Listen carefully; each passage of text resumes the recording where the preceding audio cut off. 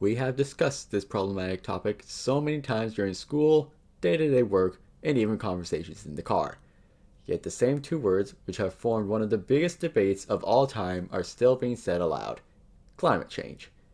Governments have claimed that they will fund research towards clearing greenhouse gases out of the sky. But how much has actually been done? They've put laws forward, they've asked for us to change, and yet it seems that all of this progress gets slipped under the bed. Technologies have evolved to reduce the overall number of gases being pumped into the atmosphere, but as science has told us, we can never achieve absolute zero. It's simply impossible. We should have realized this years ago, and yet it seems that we are still blinded by the hope-to-be-great future. It's 7 pearls! We control the world now. The greenhouse gases we are speaking of are the ones that affect the ozone layer of air, located approximately 10,000 meters above us, or around 6.2 miles. The ozone layer is a complicated topic to explain. To simplify, it's a layer of trioxide molecules that protect us from solar radiation. It's basically the cooler of the Earth. Meanwhile, greenhouse gases are the heaters. Without one, or either, we would either overheat, freeze, or not be able to breathe at all. So we can't eliminate gases entirely, but we also shouldn't overuse them.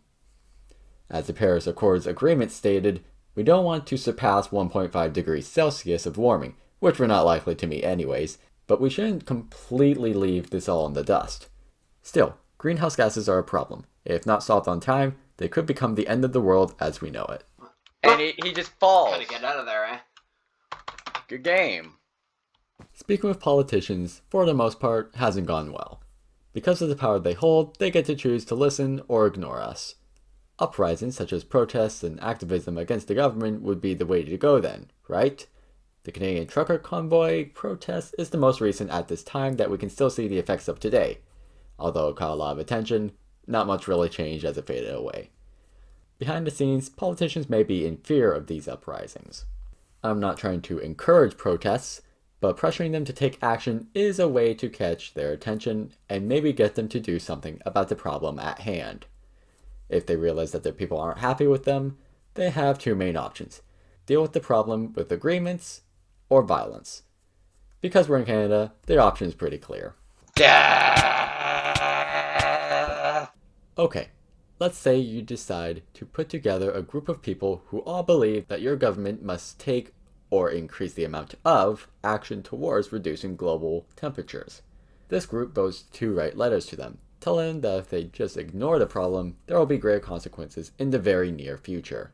We need alternate options over our greenhouse gas usage. Assuming they listen, what do we suggest to them?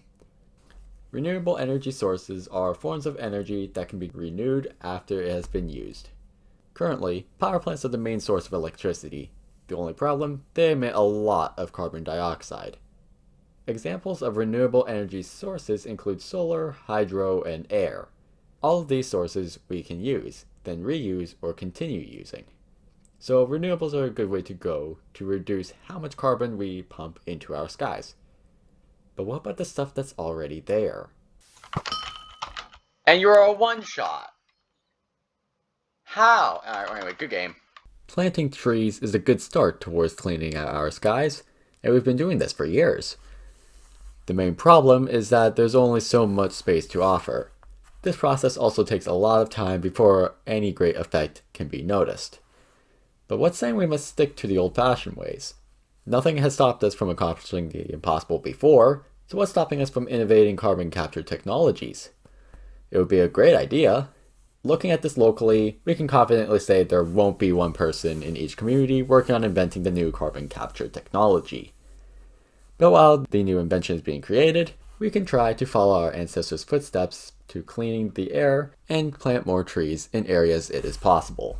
Now you're really dead. Goodbye. Pearls. Bye. We just...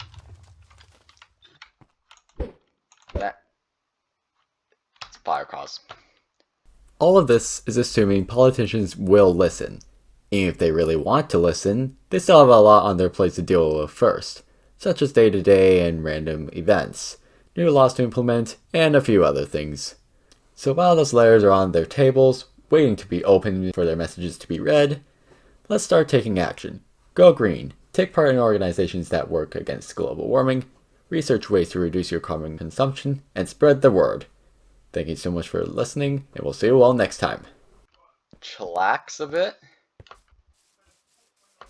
This island has not been hit yet. Cool, and you just fall into the void. Alright, well, anyway. Good game.